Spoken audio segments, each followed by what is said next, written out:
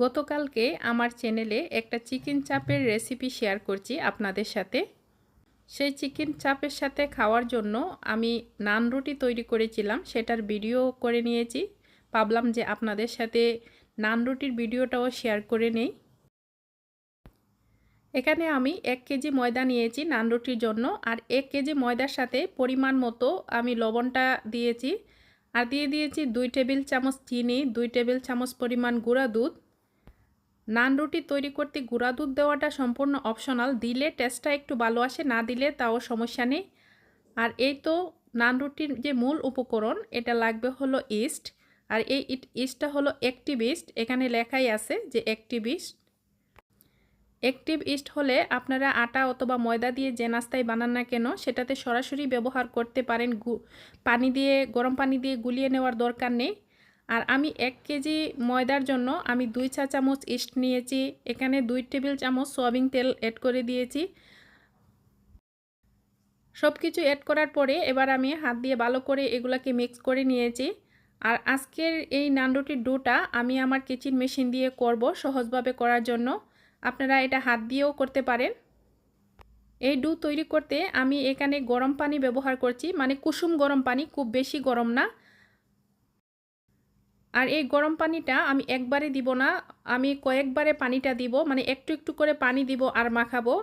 এভাবে করলে মানে খামিরটা সুন্দর হয়, মানে খামিরটা নরম হওয়ার সম্ভাবনা থাকে না। আপনারা যদি একসাথে করে পানিটা দিয়ে দেন তাহলে অনেক সময় হয় কি যে খামিরটা একটু বেশি নরম হয়ে যায় বা অনেক সময় বেশি শক্ত হয়ে যায়, মানে এটা আন্দাজটা করা যায় না। এজন্য সব সময় যে কোনো খামির তৈরি করতে চেষ্টা করবেন পানিটা যেন কয়েকবারে দেওয়ার। এই খামিরটা আমি মেশিনের সাহায্যে করার কারণে আমার খুব কম সময়েই খামিরটা তৈরি হয়ে গেছে, খুব বেশি কষ্ট হয়নি।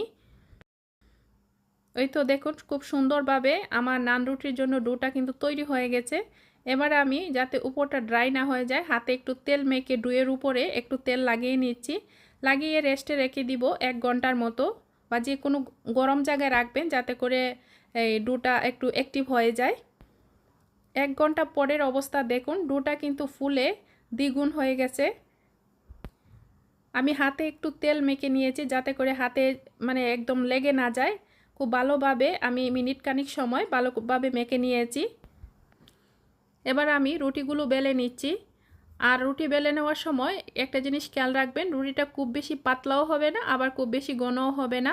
একটা পরোটা আমরা যেরকম বানাই পরোটা টেক্সচার ঠিক সেরকমই থাকবে, পরে কিন্তু রুটিটা আরেকটু ফুলে যাবে। আজকে আমি আপনাদের সাথে 2 রকমের নান রুটি শেয়ার করব একই ডো দিয়ে, মানে 2 রকম নান রুটি, একটা হলো গার্লিক নান আর একটা হলো নর্মাল নান। প্রথমে একটা নর্মাল নান রুটি বেলে নিয়েছি, তারপরেই দেখুন আরেকটা নান রুটি বেলে নিয়েছি। পুরো ভিডিওটা দেখাতে গেলে ভিডিওটা অনেক লম্বা হয়ে যাবে, তাই আমি শর্টকাটই দেখিয়ে নিচ্ছি। এখানে রুটি বেলে নিয়েছি, আর দেখুন আমি পুদিনা পাতা আর রসুন আগে থেকে কুচি করে রেখে দিয়েছিলাম, সেগুলো রুটির উপরে হালকা করে ছড়িয়ে দিয়ে উপরে বেলান দিয়ে একটুখানি বেলে নিব।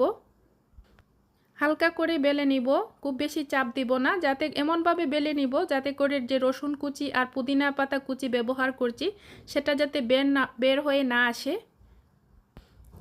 এবার আমি নান রুটিগুলো আপনাদের সাথে বেজে শেয়ার করব। আমি চুলায় একটা প্যান বসিয়ে দিয়েছি, আর আজকের নান রুটিটা আমি হালকা তেল দিয়ে বেজে নিব। অনেকেই কমেন্ট করতে পারেন যে নান রুটি আবার তেলে ভাজে নাকি। আমাদের কাছে তো স্পেশাল নান রুটির কোনো চুলা বানানো নেই। এই হালকা তেল দিয়ে ভাজার কারণ হলো রুটিটা মানে ভাজার পরেও অনেকটা সফট থাকবে, একদম তুলতুলে নরম থাকবে। আপনারা চাইলে এটাকে একদম শুকনা কুলায়ও রুটির মতন করে বেজে নিতে পারেন। শুকনা কুলায় বেজে তাওয়ার মধ্যে নান রুটি তৈরি করার টেস্টটা আমার কাছে তেমন একটা ভালো লাগেনি, এজন্য আমি আর আপনাদের সাথে সেটা শেয়ার করছি না। আমার কাছে যেটা বেস্ট মনে হয়েছে সেটাই আমি আপনাদের সাথে শেয়ার করছি। আর এই তো এখন আমি যে গার্লিক নানটা তৈরি করেছি সেটা আপনাদের সাথে বেজে শেয়ার করব। এখানে আমি এই গার্লিক নানটা আমি বাটার দিয়ে বেজে নিচ্ছি। বাটার দিয়ে ভাজলে পরে এটা বাটার নানও বলতে পারেন অথবা আপনারা গার্লিক নানও বলতে পারেন। গার্লিক নানটা যখন মানে বাটারে ভাজা হয় সেটার টেস্টটা মানে দ্বিগুণ 3 গুণ বেড়ে যায়, এটা না খেলে বুঝবেন না। এই নান রুটি বানানোর আরেকটি টিপস হলো এই রুটিগুলো একসাথে বেলে রেখে দিবেন না কখনো, যে আমরা যেভাবে রুটি একটার উপরে আরেকটা রেখে দেই সেটা কখনো করবেন না, কারণ এভাবে করলে একটার সাথে আরেকটা লেগে যায়। যাই হোক, আমি রুটিগুলা বেজে সুন্দর করে ভিডিও করার সময় পাইনি, সাথে সাথে খাওয়া হয়ে গেছে আলহামদুলিল্লাহ।